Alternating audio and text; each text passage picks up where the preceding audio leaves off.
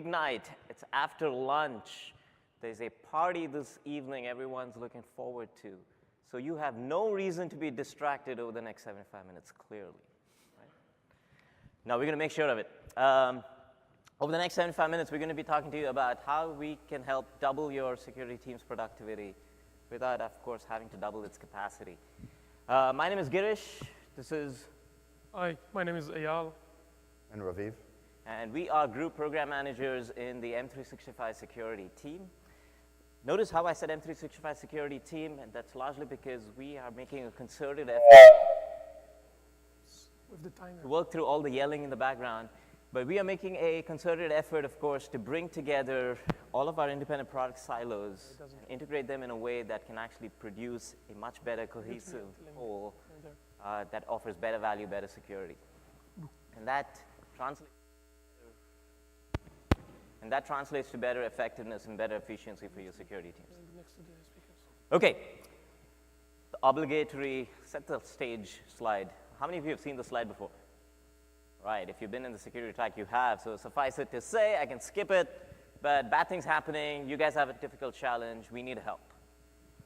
Right? Staying secure in this landscape of, quickly morphing attacks that are targeting every one of your endpoints, every one of your artifacts, every one of your assets, requires a focus on multiple dimensions. One of those dimensions is how you can actually establish and maintain a security posture across your assets, knowing which configurations exist across the cloud, across on-prem, across all your applications, across endpoints, knowing what those configurations are, how to keep them secure, and how to monitor that they remain secure. That's important. The second thing is you need to make sure that you actually have a set of technologies that are protecting you from advanced threats. We can no longer rely on the fact that, hey, there's some commodity threat prevention capabilities that we have within organizations. You need to have advanced threat capabilities that focus on protecting you from targeted attacks, from zero-day attacks. And that's essential given the attack landscape that exists. And of course, you need detection capabilities that are crafted to help you detect attacks across the kill chain. Depending on which stat you choose to trust, the average time for an attack or a breach to exist within an organization is larger than 200 days. And so if you actually let an attack in and you don't detect it quickly, bad things happen, clearly, but the longer the attack proliferates across your organization, the more damage it causes. So investing in detection capabilities that actually can catch these attacks early on is super important. And that ties in, of course, to giving your security ops teams great tools to be able to investigate and hunt for attacks that are proliferating and targeting your organization, and then integrating that into response actions for you. And then finally, you need a focus on training your end users so that they're more aware, more prepared to actually make sure that they're working in a secure fashion and not compromising themselves or your organization. And that's the sixth pivot. And if you think about it, that's the way we'd like to think about how across Microsoft, across the products we work on, how these things can come together to offer you this security model. And we call it the adaptive security model. And each one actually builds upon the other. For example, a great set of detection capabilities that we have helps your SecOps teams do better investigation and hunting that will translate into more integrated response actions, one of which is, hey, I can help my end users be better protected, better aware, and that translates to an improved security posture that then, of course, improves your overall prevention capabilities. They reinforce each other. And the connective tissue that brings it all together is what we call the Microsoft Security Graph, right? The assets we have across the enterprise, across consumer, across the span of our services, each contribute to a set of events, a set of signals that we can build upon using AI and ML, and that translates to a lot of protection capabilities that we can offer across those pivots. And we use that, of course, to protect your endpoints, identities, apps, infra, and data. That's the Microsoft Threat Protection story, delivered to you, of course, across this span of products. Today, though, we're going to take a slightly different pivot, and we're going to talk about how we can actually use the collective of these things to help you improve the effectiveness and efficiency of your teams. So the way we want to tell the story was focus on these 5 areas.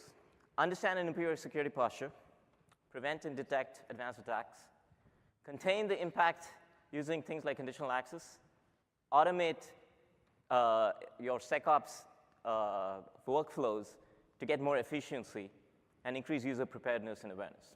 Sounds like a plan? Awesome. I love this audience. This is one of the most interactive audiences I've had. Awesome. Just out of curiosity, last year we did a session. We called it the 3 ATPs. It was Girish, myself, and a different Eyal.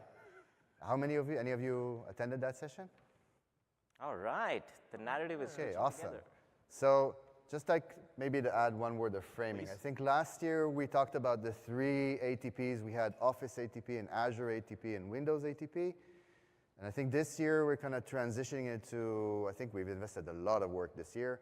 So I think in this session, first of all, we hope that you see kind of the transition that we made from last year to this year in terms of what we did together as one team, because essentially we are one team now. And the other thing sort of to give you a few tastes of where we're going from here, right? So it's not going to be super comprehensive about everything that we've done, but we do want to give you a few places where we want to show you sort of the progress and our thinking forward, and I think these 5 places you mentioned are kind of that. Just again, one more question. How many of you are running one of our products right now? Awesome. Awesome. Awesome. Sweet. Thank you. Okay. Let's focus on the first one.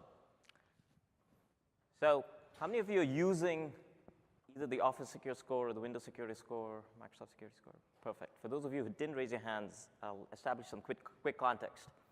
The idea behind this is simple. Let's help you inventory all of these settings that are important for you to lock down and get right for your digital assets.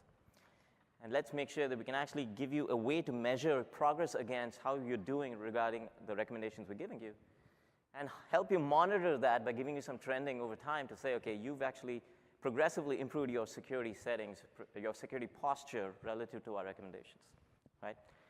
In the new Microsoft 365 portal, notice again, this is not a Windows portal, it's not an Office portal, it's the M365 security portal. We brought all of these assets together, and what we're showing you here is the ability now to actually have scoring, not just for identity, not just for data, but for devices and apps and infrastructures as well. So it's this one place across your usage of the stack that says, hey, what are my recommendations? What do I still need to do to get to a better security state? And of course, you can do a trending of time across your entire score or within each of those independent pivots. And then when you look into one of our recommendations, we give you a clear guidance of why we're making that recommendation, what we recommend that you do. And then within that, of course, you can actually click in to take the specific action. In this case, of course, enable 2FA. One of the things we do allow you to do, since this question has come up, is we do allow you for any of these recommendations to say, look, I know you guys recommend this, but I've actually done so using another other product, so I want to take credit for the fact that I've actually got this part of the scoring right. And we do that because our large goal from a secure score perspective is to get you to a secure state. We prefer you doing it with our products, of course, but if you actually use a competitive product or another product to actually get the security score up for a relevant dimension, you can say that and click through. All right, that was a very, very quick way of actually summarizing how do we actually think about improving a security score. Now, I want to get Eyal up to talk about how we think about preventing and detecting attacks. Thanks. So hi again. And talking about this second ability for us to increase our effectiveness at security operations is really to understand how we can prevent and detect attacks. Now, there could be a ton of examples that Raviv, Girish, and myself could have talked to you today about ability to improve our effectiveness. We're looking today to show you only one of these examples out of many. And the example that we chose to demonstrate today is actually based on a real scenario that happened to one of our customers recently. And this is something that we're actually seeing, unfortunately. This is happening. In this case, our incident response team was involved and was helping this team of these people to understand what happens. And if we're trying to analyze the attack timeline, we can see here that the attacker were trying to actually compromise just one account through a password spray for an account that was running on Office 365. This account was not protected by multi-factor authentication. It was also not a sensitive account.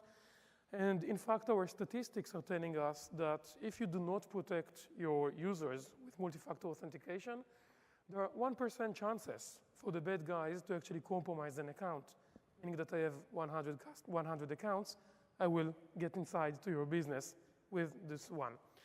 So this one user is actually starting to look for emails and adding some forwarding rules.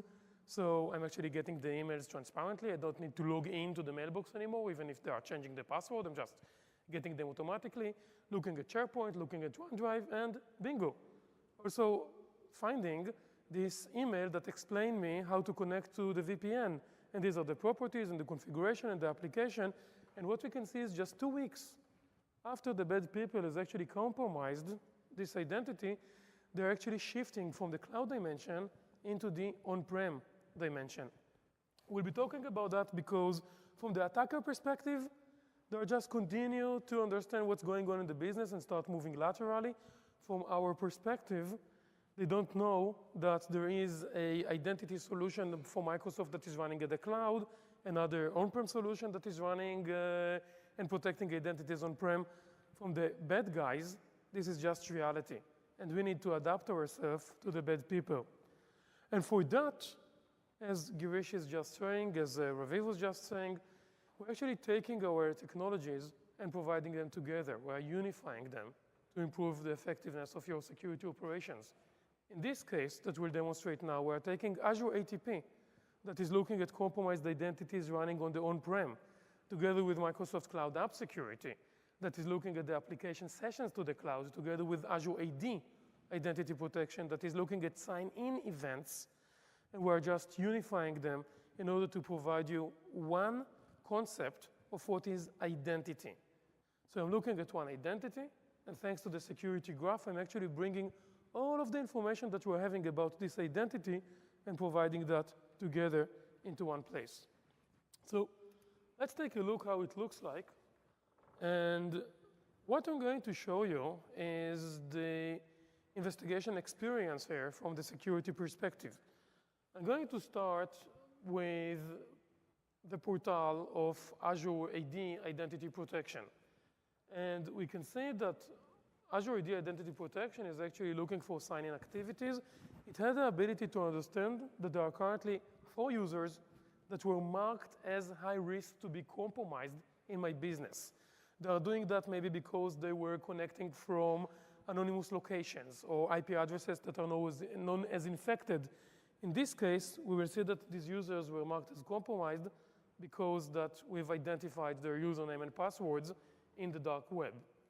We can see here the list of users that got compromised, and we're going to pick one of our favorite users for this week, Jeff Leatherman. We can see that Jeff Leatherman is at risk. Let's take a look at this user. And we will be able to see here some information about this user, the risky sign-ins for these users, but actually, let's take a look at the non-session linked risk events, and we can see that for Jeff Leatherman, Azure AD IP have found that his credentials were found there in the web. So this user is not compromised yet. It is potentially compromised because somewhere in the internet we have found the username and the password and we know that it works, so it's compromised. We're talking not about detecting, but also it's prevention. Already here, Azure AD conditional access kick in and give us the ability to protect this user at the gate. So we can set conditional access policies saying that if this user is marked as high risk, we will not let this user to connect to sensitive resources at the business. So this is great, but we would like also to understand what happened. So we can see here that Azure AD Identity Protection is giving us the ability to continue and investigate what happened to this user in Azure ATP. So Azure ATP will allow us to understand what happened for the user after it has signed in. And what you can see here is actually a brand new console that we've announced this week that is taking anything that we know at Microsoft about the identity and bringing everything into under the same single pane of glass. So my friend Jeff, who got unfortunately compromised, We can see the user risk and actually go back from here to reset the password or set additional conditional access policy. We can see some new concepts that we are providing today that are helping security operations understand what users are actually more risky than others by their impact. So for example, Jeff Lederman is risky more than 93% of the users in the organization, maybe because that is from finance, as we can see here, maybe because that usually Jeff is actually accessing sensitive data or sensitive resources. So we're helping you prioritize that. We can map what devices, resources, accounts, what locations usually Jeff is connecting from. But maybe one of the most important elements that we will show here is that we can see all of the alerts about Jeff that we know. So we'll take a look at that, starting from the leaked credentials. Remember, we've seen that before. It was discovered by Azure AD, identity protection. Continue with some risky sign-in activities. He was connecting from DE, from Germany. Usually, Jeff does not connect from Germany. And this gives us enough indication to pop an alert. And continue with more alerts. For example, we can see here information coming from Microsoft Cloud App Security. We've identified that somebody have modified the way that Jeff's email box is working and added forwarding rules. We don't want somebody to add forwarding rules for that, and we'll provide that. Continue with some abnormal access to protect the data.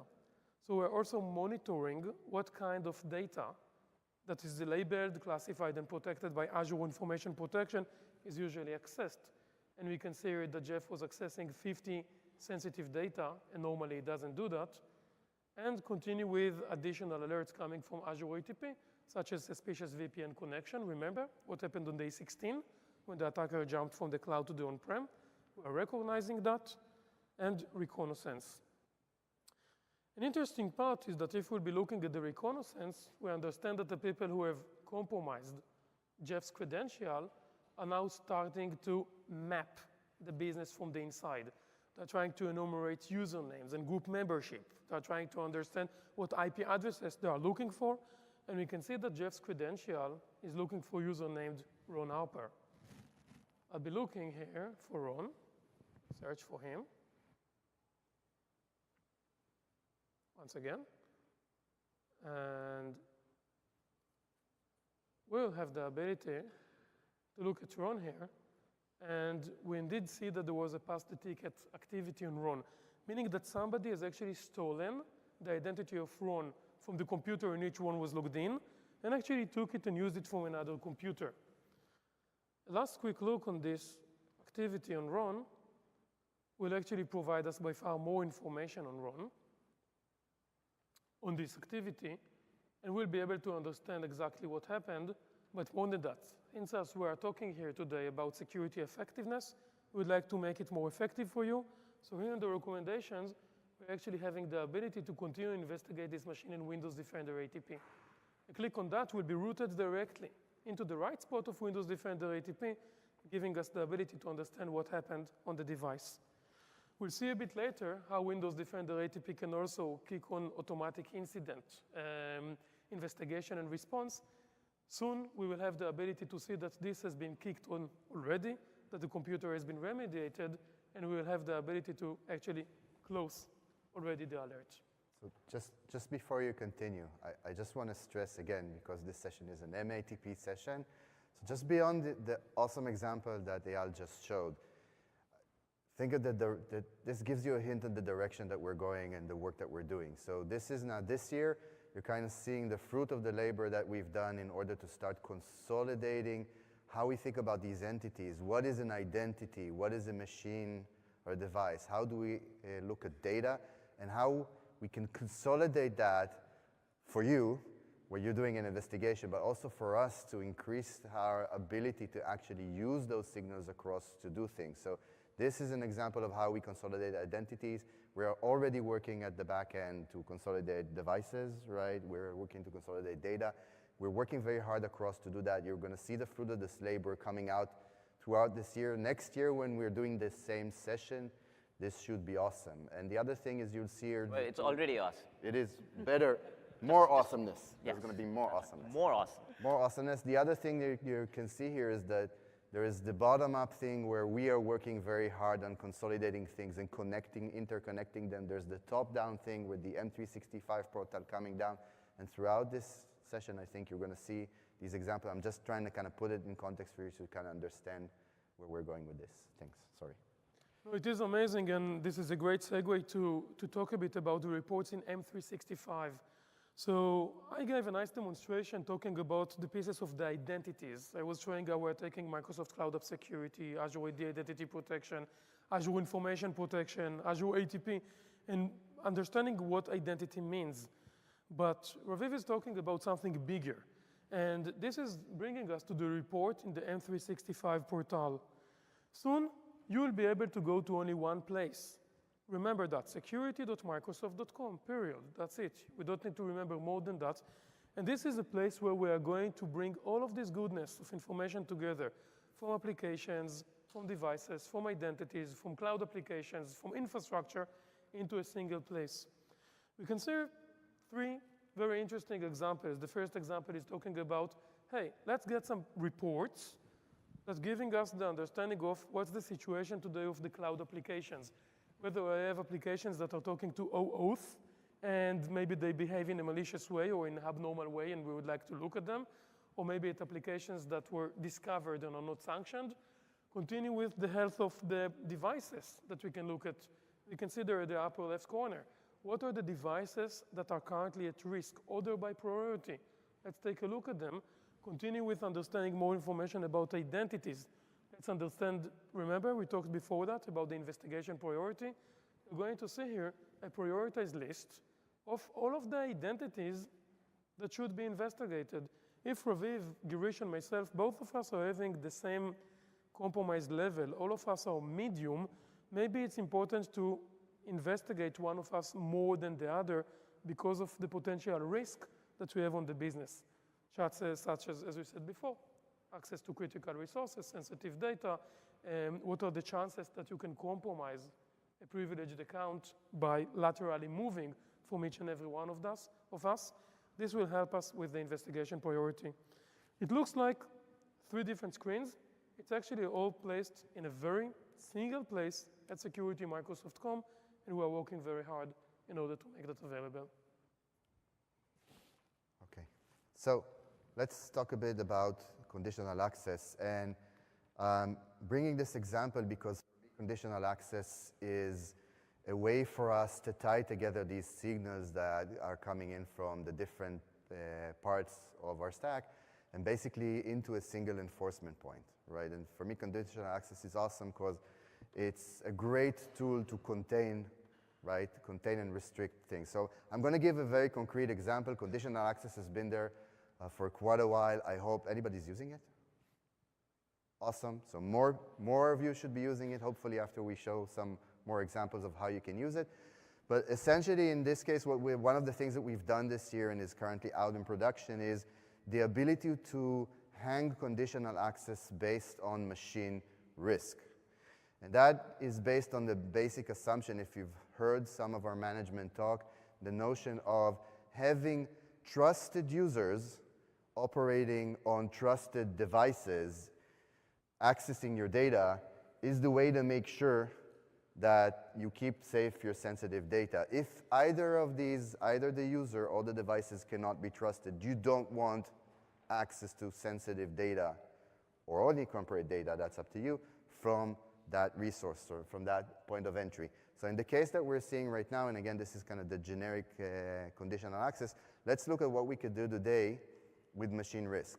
So consider the case for a user, and for some reason, that user's machine is being compromised. A piece of malware was found on the machine, unbeknownst to the user, right? This is kind of something that's happening at the back end. So on the right side, I hope it's right, like on the left side of the screen, you can see what the user is seeing. On the right side, in this case, we're showing you the Windows Defender Advanced Threat Protection console. Essentially, it's what the security team can see. And you can see this machine definitely has something running on it. This is the alert. So we detected the malicious activity. The next thing that happened is because we detected the malicious activity, we can now raise the risk level on that machine. And again, that notion of risk level carries across all the Microsoft entity, not just machine. But the minute that we raise the risk level on this machine, if you've set up conditional access, what happens now is Intune will notify Active Directory, and as the user is trying to access a sensitive corporate resource, he will not be able to do that. But the interesting thing here is, one, you can control the granularity. So if that risk level, let's say it is a malware, but the risk level is not high, let's say it's a low severity thing, you don't think that anything significant is happening, but that machine is not in the best state, you may say, okay, that user can access some resources, but not the sensitive data. The other thing is, because we have automation now, this is not the end state. This is not where the user now picks up the phone and calls IT and starts complaining, and IT needs to now find out what the hell happened to that machine and how to resolve it. We will do that for you, because with the automation that we introduced last year, what we can do now is essentially start an automated investigation. Again, that's the user not gaining access to that information, but we can run the automated investigation. If we can remediate that box immediately, we'll just do that. So essentially, the pop-up to the user is, you cannot access this, but hang on, we're working on it. And within a minute or two, once we finish remediating that box, the user, here is browsing the web while he's waiting, but essentially, risk level will go down once the investigation is completed, and the user can now regain access to that sensitive corporate information, right? So again, it's tying these signals that we're getting from across and using our automation to take a scenario that previously, if you tried to use it, would also involve processes and IT and all sorts of burdens that we can help relieve. All right. So far, what you heard us talk about has been along the dimensions of, hey, we got you to a secure state. There's capabilities that we have around prevention and detection. Eyal showed you of this unified view of an alert that's fantastic. It really helps with the investigation process. Conditional access, if configured right, is going to now take some containment steps for you.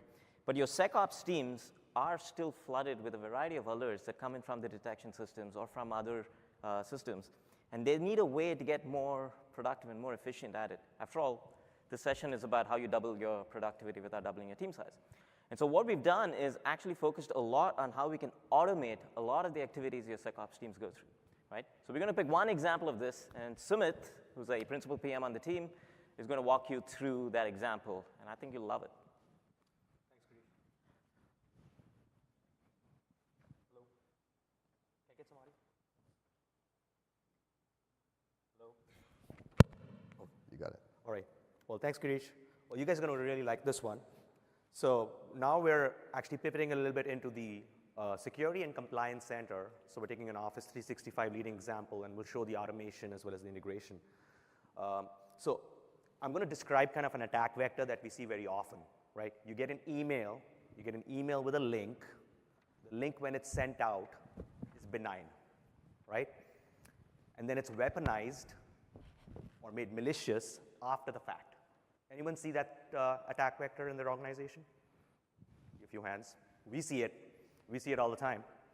So where we're going to start in this automated workflow today is you're going to see an alert, and the alert is coming from Office 365 with our enhanced URL detonation capabilities that we have in ATP, right? So the alert says, in this case, that a weaponized URL was detected in mail. I click on that, and I see that there's a lot more information about what was detected. So you can see there's a URL in there. What's the other interesting piece that you can see in there is we've actually already started what we call an investigation into this alert, right? So we're not just alerting you. We've started to investigate it on your behalf. The other thing you might note is the alert is actually saying it's resolved, which means we've already done a bunch of work for you in this case. So let's see how this kind of happened. So I click into the actual investigation, and if this looks familiar, it's because Raviv has shown you this before. It's similar to the Windows Defender ATP experience that you see today. And what we've done is we've taken that alert, and we've investigated all the different entities that we believe were impacted by that alert. So in this example, you can see we've clustered a bunch of emails, right? So one of the first things you would do in a SOC workflow, if you got an alert like this, is you would say, okay, where else was this URL seen? Do I have other emails in my environment that had this URL? So we're doing that work for you. We've clustered those emails in this case that have similar properties like URLs. So we found 53 in this example, emails that look similar. And as we investigated those emails, we redetonated them, right? We redetonated them through Office 365 ATP. And what did we find? We found that there's fish in 6 of those emails. But that's not just the piece. Not only did we just find fish, we actually find that's intra-org fish, which, by the way, is one of those transport directionality pieces that we use, which means it's fish originating from within your organization to other recipients and users within your organization. It's a clear sign of a compromised account. And if you look further down at the user pivot on this investigation, you'll see that we found there was one user that was actually impacted by this investigation. And it's the same favorite user for the week, Jeff V, right? Jeff's really been popular this week. In addition to actually finding that the user's impacted, we also saw some anomalies, right? So we saw some suspicious login events, again, tying in from our Azure Active Directory signals. We also saw some mass downloads of documents from SharePoint, right? So tying in to our signals from Microsoft Cloud Application Security as an example. So you're seeing that we're actually pulling all the signal in automatically as part of the investigation.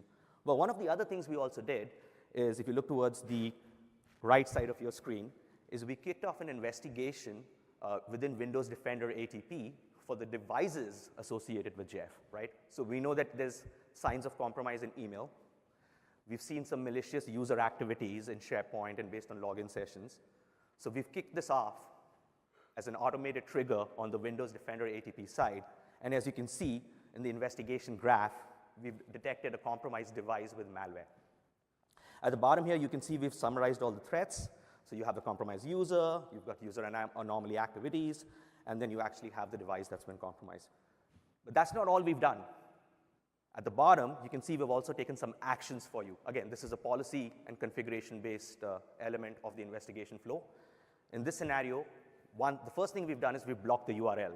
We know that's the triggering alert. A URL went from good to bad, so we're going to block that alert URL for you. We're also going to delete some emails for you, right? We know we've got some malicious emails now in users' inboxes, and those are the 6 emails that I highlighted earlier. And we've kicked off the conditional access pieces that we were just talking about, right? So we've kicked off the conditional access flows for user password reset as well as MFA enablement. So I'm going to click into a little bit more detail because I kind of walked through the investigation summary here. If you click into the alerts, you can see we've not just highlighted the triggering alert in this case, which is where we started this investigation. We've also brought in the other correlated alerts that we've seen associated with this, with the user in this investigation. If you click into email, this is where, again, as I said, we're doing clustering and heuristics on your behalf, something that you would typically do in a workflow like this manually today, right? You'd look at the header, the body, the attachment, the URL. We're taking those clusters and we're building them for you. So you can see as an example here, we have a cluster based on URL, the sender, which in this case is actually an internal sender, and subject. And we've pivoted from there into the metadata related to the email and given it a verdict of phish, right? We believe it's a phishing email. And in line at the bottom, you can see all the emails that are clustered in here. Taking another pivot here into users, and here you can see that we've identified Jeff, and again, taking that same normalized risk level that we were talking about, Ravi had mentioned earlier, we've actually see that the risk level associated with this user is now high, right? And it's due to the user sending out phishing emails. It's the anomalies that we've detected from Azure AD as well as in SharePoint. And so we've kind of combined that in here in this view. I'm going to talk about the log real quick here. The log here is essentially us tracking every single piece of action that we've taken in this investigation on your behalf. So you can look in here and see what are the different things we've done. We've clustered the emails. We've detonated the emails. We've done some anomaly investigations. What are the threats we've identified? And there's a bunch of other things we did at the bottom that didn't necessarily result in any threats, but you can see that we've kind of followed through the entire investigation pipeline. I know I skipped over machines, so I'm going to quickly toggle back there. And this is exactly where I was, as I mentioned earlier, we've triggered that automated investigation within Windows Defender ATP for Jeff and the devices related to Jeff. So as I click on here, you directly get into the deep link directly into the Windows Defender ATP experience, where you can see what the investigation resulted, what the results from the investigation on the Windows Defender side. And similar to the log that I shared on the Office investigation side, you can see the log of events that Windows has taken in this scenario. To summarize, if you come back, all of this took 12 minutes, right? So if you think about where we're coming from, we've taken a bunch of these playbooks that you would typically in a SOC team manually execute and automate them through this automated investigation and response flow. With that, I'd like to hand it back to Ravi. Oh my God, this is the best thing you've seen all week. Eight. The right one. So again, just to put this in, is awesome. And again, just to put this in context. So the reason the UI you've just seen for the Office investigation and the UI that you've seen for the Windows Defender ATP investigation look the same, this is not just some UI layer similarity that we've built. We're fundamentally building an automation capability that spans across. And this is one of the first examples where we're able to build pillar-based playbooks. So we're taking if you're using ATP, Windows Defender ATP today, and you're using automation, you know that we have about 150 playbooks that are running currently for the endpoint. We're building that same capability in Office with these playbooks, and we're tying them together, because the same way the SOC team would start an investigation in one place and move across, we can now connect the dots for them, and we can have that virtual analyst that runs the automated investigation do exactly that same thing. And going forward, again, come back next year, you're going to see us kind of carry that over also to the identity space. That's kind of the vision that we're building for cross-MATP stuff. I want to show another example of that. So one of the complaints that we've been getting a lot from customers, maybe I'll move to this machine, help me here, 7. Okay. So if you've seen any of our systems, you're familiar with this. This is their standard alert queue. This will also pop up in the M365 portal in the next month or so. So that's been there, that will always be there. But we kind of understood with all that visibility that we're giving to everything that's happening, we're actually creating a lot of noise, right? It's not necessarily bad noise, but it is noise which creates more work. You now need to go and vet these alerts one by one. But a lot of the times, these alerts are related. They're part of narrating some bigger story of an attack, right? So we understand that, we know that. Definitely with the automation, we're also automating some of that. So now we can actually start to piece together the holistic story of what's happening. So the first thing you're going to see out, I want to kind of ground it, is next month, you're going to see something new pop up in the device world. But this is just the beginning. So you're going to see this new icon, and you're going to see a concept we call incidents. And incidents essentially is our way of trying to narrate the broader story of what's happening. So let's pick one. Okay? So let's pick this one. So what you can see here, and I've named it, but this incident essentially describes the complete sequence of events of one attack. In this case, it was one device, but it could have been cross-machine in that same place. And you can see all the related alerts. In this case, there are 10 of them, and they're all related to that same event. I can see for each one of these alerts, if I'll click on the alert, I can see some context for this alert, right? Including the related machine and what I know, including related users, and this is, again, information that we share across. I could go to the alert page, right? And I could go look at the details for that specific alert, all the way down to details of the process tree, and I could see this is a document opened by Windward with some PowerShell. It's a classic type of attack. But the interesting thing here about an incident is that incident also ties together all the related investigations. So, sorry, back again. You can see in this case there was one investigation that was running here.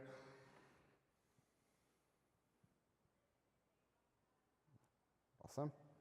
I can click on that investigation. I can see naturally the investigation, as it was running, more alerts came in. It aggregated it, correlated all these things into one, and eventually decided also to take action. Actually, it's currently waiting to take action for, just make it a bit smaller. Yes, it's been waiting for 26 hours for me to approve the actions that at the end of this investigation, which is also one of the things when we run these investigations, we can run them fully automated, semi-automated. In this case, it's running semi-automated, which means that it's pending to take action. But you can see sort of how we're trying to take this world where we know more about what's going on end to end and actually grouping it. Eventually, when I approve these remediation action, it will also resolve all the original alerts related to the incident, effectively, hopefully, taking them off or lowering the priority in that original alert queue. One less thing for the SOC to do, and I hope a few hours saved of work saved. So this is coming up now. In about a month from now, you should see it live in your system. It's currently in preview. I'll just add to that, Raviv. So it's a fundamental, it's a little bit of a paradigm shift, as Raviv said, because alerts, customers, SecOps teams specifically, live and breathe through alerts today. But if you can actually help them sift through that noise and elevate this concept and kind of aggregate the relevant ones, they don't have to go through duplicative ones. They actually just start gravitating towards incidents as a concept and really helps them focus. Again, tying this back to the theme of this conversation, which is how do we keep your teams most effective and efficient? This really helps. And over time, as Ravi said, we'll make this span across M365. I want to show it. So let's take it a notch further, right? Let's look 3-4 months ahead into what's coming, right? So we want to take this notion of incidents. I don't know, it's not clicking for me. And basically, we want to incorporate that into that high-level view of how we work top-down from the M365 perspective. So think about not just alerts from the endpoint and the automation on the endpoint, but actually aggregated for alerts that are coming from Office, alerts that are coming from the identity side, and then merging them all together to a single incident. And this is work we're already doing at the back end, right? So same thing, but now this time incidents are actually running across. So you can see for these incidents, for example, that you have email detections, device detections, identity detections, all grouped together. You have a timeline. So basically, we can start narrating for you, not just by listing those alerts, but actually narrating for you over time what is happening and narrating the story of this attack across all the aspects of it. You can kind of dive into any one of these entities and get a glimpse of what is it that caused this alert to be included in that investigation. Another interesting thing that you can see that we're also giving an immediate indication whether things have happened. So in this case, as this thing is evolving and automation is actually already running at the back end, conditional access was applied. So we took sort of an approach of contain first, ask questions later. So that's another new thing. And it's kind of coming. And you can see all the details here, right? So in this case, I can see devices that are related to it. I can see identities. Again, those notions of risk, those notions of containment are here across the board. And then incident, and this is another, investigation, another thing that we're adding for you, which is also coming, is the notion of understanding what it is that our automation does, right? What are those playbooks that they're running at the back end? And we'll narrate for you where we are. So if you're the security team and you actually want to know what we're doing, here's where we are in terms of how we're running these playbooks. And like, if you know these playbooks, they're quite complex in the sense that I may start from looking at the file thing, when I say there's a potential compromised file, and then I look at that machine, or I look in a mailbox, and I say, but based on that, I now need to pivot that investigation, because in the example of a file, that file is just communicated with an IP. I need to drag that IP also into the investigation. That starts a new playbook. So we're going to show you that fanning out of all that information we're collecting and how we're collecting it, and then kind of how do we get at the end to the remediation actions that we do and what they are.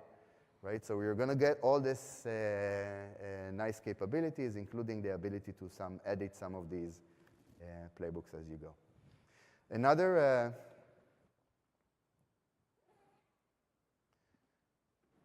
changing topic.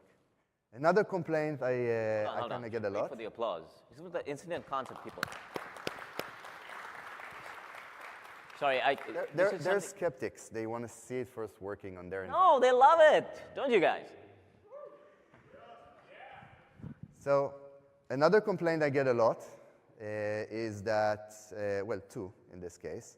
One is, wow, your UI is nice, this is all awesome and simple, and I love it, but I really want to get, the nitty-gritty. I want to do my own stuff on your raw data, right? I want to write my own queries. I want those raw queries to become detections.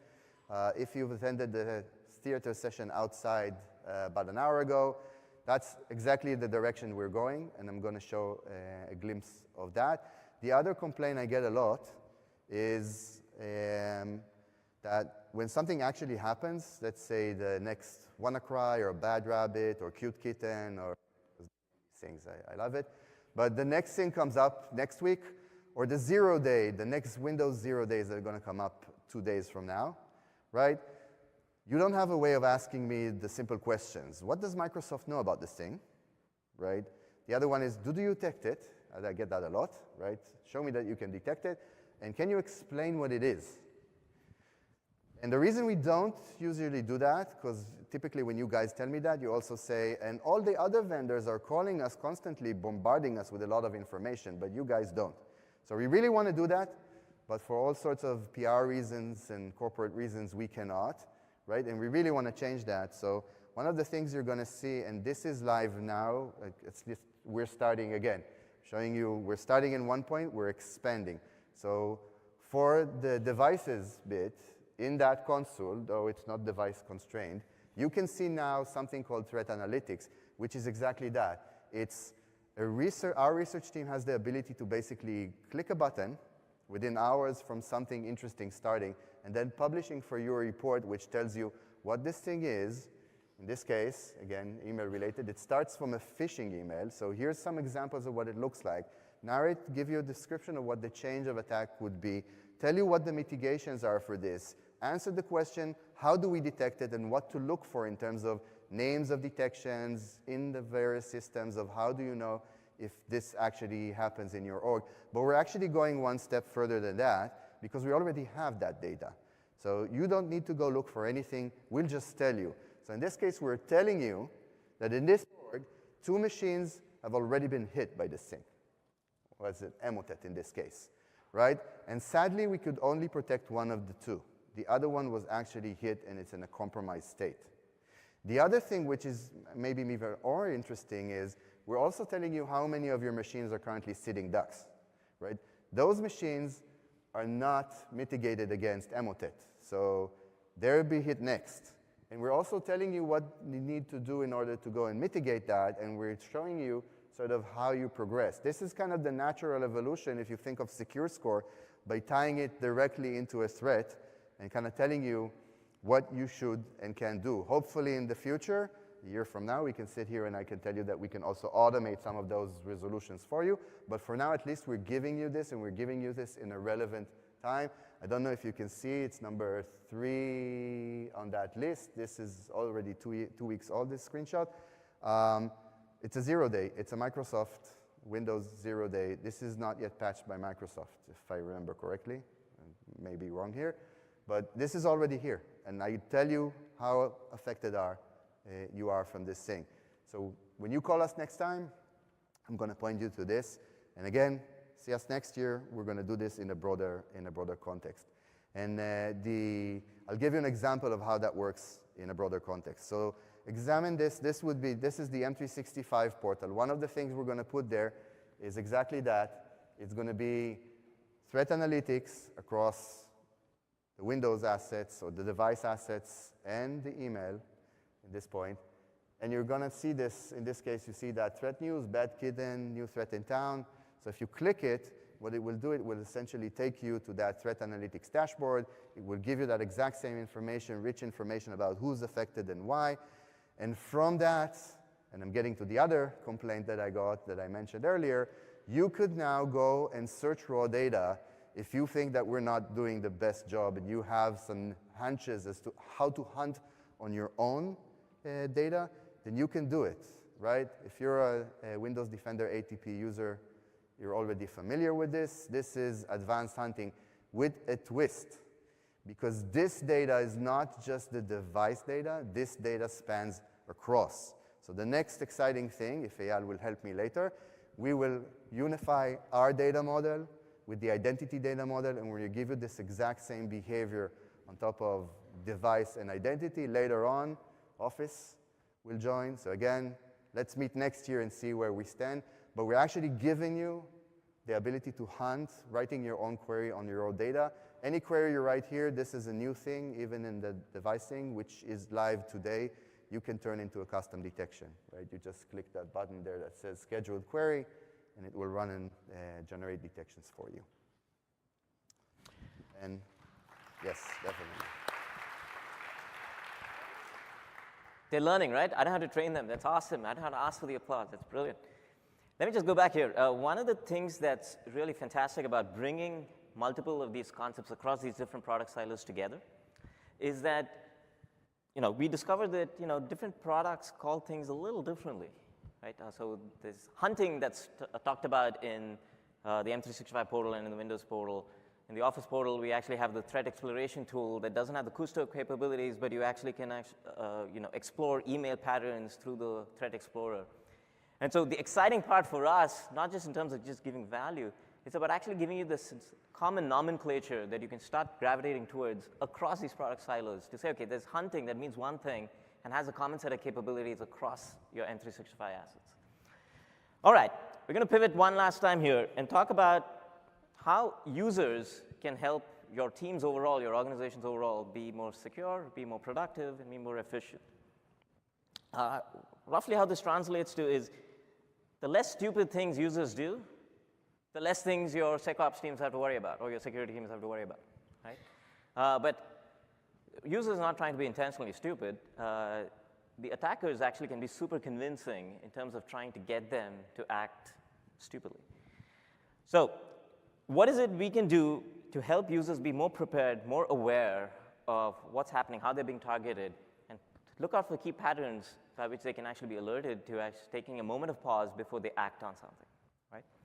And so there's two ways, as I said. One is that increase their awareness in context of whatever they're doing in terms of their day-to-day jobs. But two, help your security teams target specific users for intentional training for certain types of things to look at and say, okay, this is how you fell prey to something. You had to watch out for it in the future, right? We'll walk through both. Let's start with Outlook, right?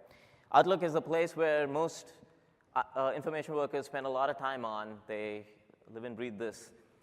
And this is also because email is one of the largest vectors of an attack that are orchestrated. It's also a common place where most users fall prey to attacks. So in this case, I brought up an email where the user is being targeted with a phishing attempt. Now, depending on the policy configuration within your email system, you can actually have the email system do one of few things when it comes to suspicious mails. You can say, look, if you're suspicious about this mail, Office 365, just go and quarantine the mail, or put it in the junk folder, or delete it completely. Or you could say, Office 365, you know what? If there's a level of suspiciousness based on a threshold, I just want you to tip the user, alert the user in a fashion that gives them a moment of pause, right? And so you notice here at the top, this was an attack where the attacker was actually sending it with an email address where the domain portion of the email address was actually trying to impersonate effectively a Microsoft address, right? And so we actually put a tip there, again, that's based on the policy, saying, hey, the sender may be impersonating a domain that's associated with your organization, right? And so we alert the user again. Immediately, there's a reason to take a moment of pause and saying, well, I had to deal with this with a degree of suspicion. The other thing we do, and this is a common attack vector that you heard Sumit talk about, we have this feature. How many of you are familiar with a feature called safe links in Office? I love you guys. Everyone's aware of this. But for those who didn't raise their hands, a common attack vector is for attackers to send out an email with a link and make it benign as it goes through the email delivery system. And they do this because most email systems have gotten good at catching email with malicious URLs. But what they then do is to say, okay, now that I've gone through the initial delivery, I'm going to later weaponize this URL because now I can actually use redirection to a site that has dry-band malware or phishing credential forms, et cetera. But in order to do that, then we protect it with safe links to say, okay, you know what? Even if it's benign at the time of delivery flow, at the time of click, I'm going to catch this. And that's what you saw with what Sumit said with the weaponized URL approach. Now, in order to do that, in order to be able to protect users at the time of click, what SafeLinks does is it wraps the URL. So at the time of click, it comes to one of our servers. We check it out whether it's safe or not. Sumit used the word detonate, which basically is we go to the target site, we see if it's got any nefarious signals in there, and we then verdict is it good or bad. But in order to allow us to do that, the safe links is wrapped, which means it doesn't look like the original URL. Right? If you hover over it, it actually looks like, hey, this is some pointer to a Microsoft address, and you guys may all have seen this. Now, that has actually had the issue where customers have come back and said, look, this actually messes up my user training guides, because what's the first thing you tell your users? Hey, when you get any piece of email that looks suspicious, click or hover over the link, see where it's pointing to, and if it looks suspicious, don't click, right? And so in order to fix this, what we've done is we worked with the Office client teams, Outlook being super important, and we've said, look, we need to make sure that even though it's wrapped, when you hover, I want you to show the original URL. And so that's what we've actually done here. So when you see this thing here, now on hover, even though this link is actually wrapped, we're going to show you the target URL. And so now, given that moment of pause with the tip up there, and given this hover capability where I can see the original URL, I can look and say, oh, look, that's not Microsoft.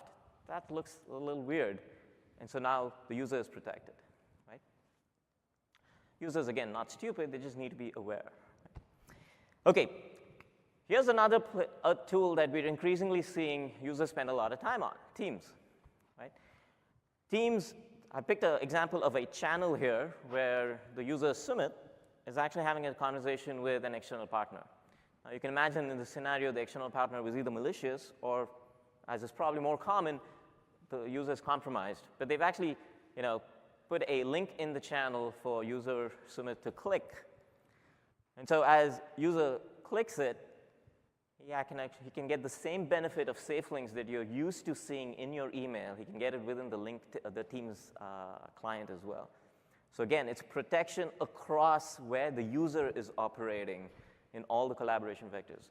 Things that I've not shown you here are old news items. This is, by the way, fairly new, rolling out as we speak rolling out by December. Sumit's keeping me honest. As we speak, so it's a great integration of ATP into Teams.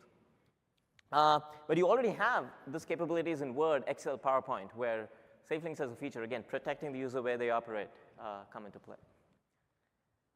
So all right.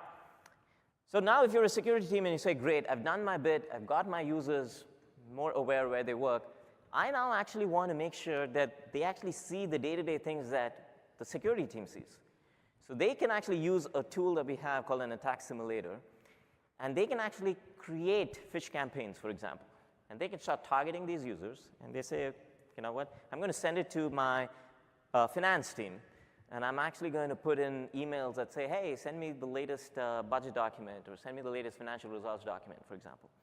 And they can measure which users are falling prey to this. Again, this is not meant to victimize users. It is just meant to be aware of which users are more susceptible so that you can target training at them, right? And the attack simulator allows you to, again, craft phishing campaigns, do a brute force attack, password spray attack, and there are more templates being created all the time. So far, what I've shown you with the attack simulator is really, again, very Office-specific, but there's active work that we're doing across the three teams here to say, how can we expand this? How can we expand this paradigm of user simulation, user training to span all of our products? Again, as we get more and more coverage within the M365 portal, you'll see a lot more of these concepts just show up in that single pane, covering a broader set of assets, right? OK, so to summarize, how can you get more productive? How can you be more efficient? How can you double your productivity? Understand your security posture. The more you lock down, the better for your security teams. Secure Score helps with that. Apply advanced detection techniques and prevention techniques so you can catch stuff early and prevent stuff early. Less burden on your security teams. Conditional access, apply those policies with user risk, which we've already had, device risk, data sensitivity levers that you can leverage. Conditional access is a great self-containment tool before your security teams even need to come into action, so you stop the proliferation of attacks. Automation, this is huge, right? Most of your security teams are not efficient because of the burden on them through virtue of alerts. So the concept of incidents, Ravi talked about, the automation Sumit showed out, that covers a broad set of assets, huge, huge productivity boost. And finally, get users to be more aware, get users to be more prepared, and that'll certainly help reduce the pains for productivity. Does that make sense? Stitched together well?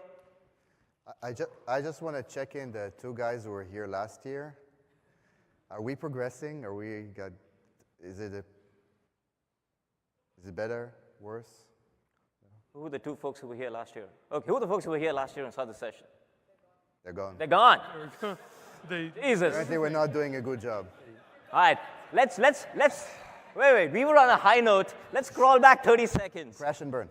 Let's crawl back 30 seconds. So this makes sense, people? Yes? All right. Like some questions? Now we turn for questions. And I Bingo. showed the slide before. All right. Yes, sir. Yeah. It's right here, up here. Yes. Afterwards, if you guys love stickers, there's lots of stickers here. So we'll just leave them here and you. The great question, what licensing is required for these features? See, this is the advantage we have. We just talk about cool products. I mean, don't worry. No, I'm kidding. So if you think about the M365 story coming together and all of the awesomeness that we showed, our approach is this. Every product, whether it's Windows, Azure, Office, each of us are looking to actually be better across these dimensions independently. Think of the M365 construct as largely being one that aggregates the goodness across these products into a single pane of glass, right? And so if you have, for example, just Windows Defender ATP, all of the awesomeness around incidents, automation, the training stuff that we'll do will show up in that artifact. And as we get more, if you then, let's say, get Office, again, you get those relevant artifacts. So from a M365 point of view, from the portal point of view, that's just a packaging construct. The specifics about, hey, where am I going to get the automation, for example? I'll pick that as an example. That's largely currently being geared at the Windows Defender ATP side. It's part of that. On the Office side, it's part of our E5 license. So largely, E5 covers everything. There are portions of your prevention and detection stack that actually show up in E3. On the identity side, do you want to comment? It's again, same principle, I presume. It's pretty much the same. So at the end of the day, I would say, and I think that this slide is talking about those licenses that are required. Each and every one of the products that you have will light up the area of responsibilities that this product can bring. I'm looking, Girish, as M365 as some kind of a container. It's always up and running, and you'll be able to see the alerts and to do investigations and to get remediations. The more solutions you get in there, the more bigger and more comprehensive your threat protection answer will be. Does that help? Awesome. When will the Don't worry, I'll just repeat it. Go ahead. when will the URL rewrites be available? We run the semi-annual channel, and like our facility, we can't flip it over to safe. Got it. When will the safe link hover URL experience? You're mouthing something. You're welcome to chime in.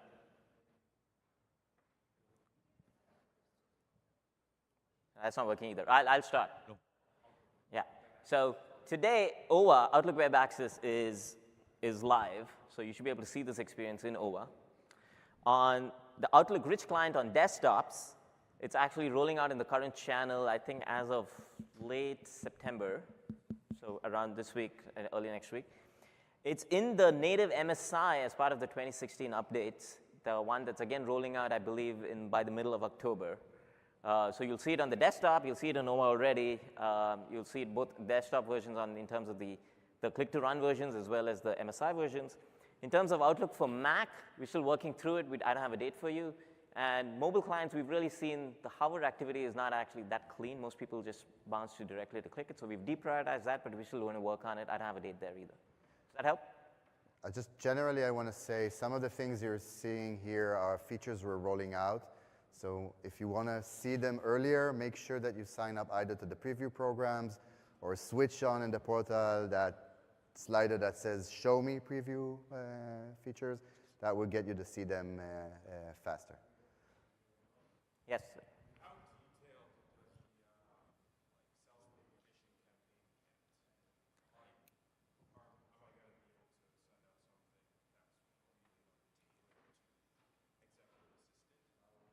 The question was, how detailed can some of these fish campaign templates get that you target at your end users through this attack simulator tool? You should play with it. It's actually, you should take a look.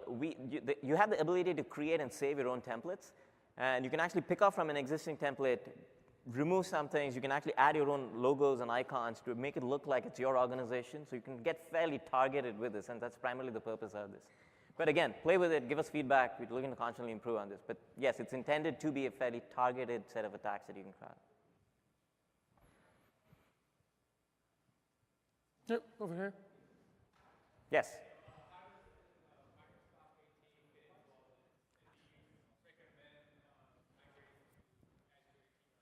Yeah, so Mike, the question is about Microsoft ATA, Advanced Threat Analytics.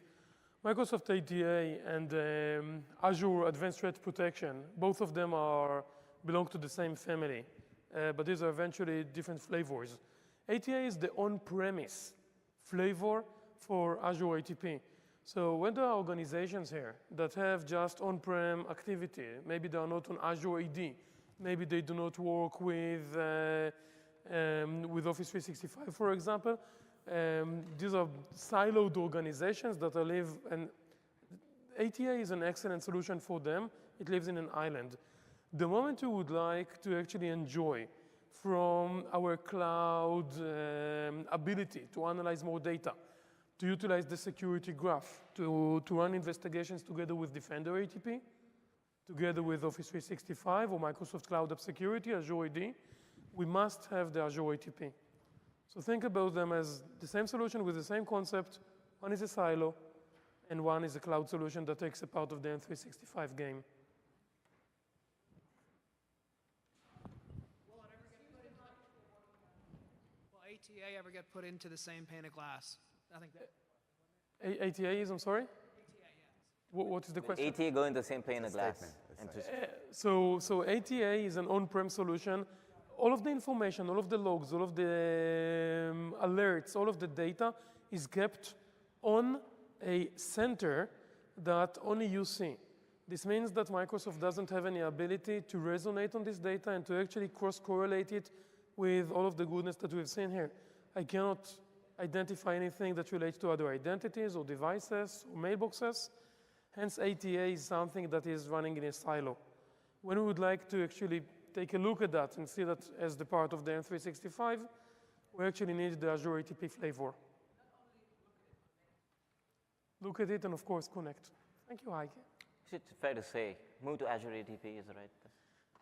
Move to Azure ATP. Get the benefit of the cloud If you're intelligence. running with the cloud, Azure ATP will provide you better value, of course. Okay, so I want to thank everyone for coming. I hope to see you all next year in the same session. And then we'll ask again. Yes. Depending on whether they're still around. Thanks, guys. Thank you Appreciate very it. much.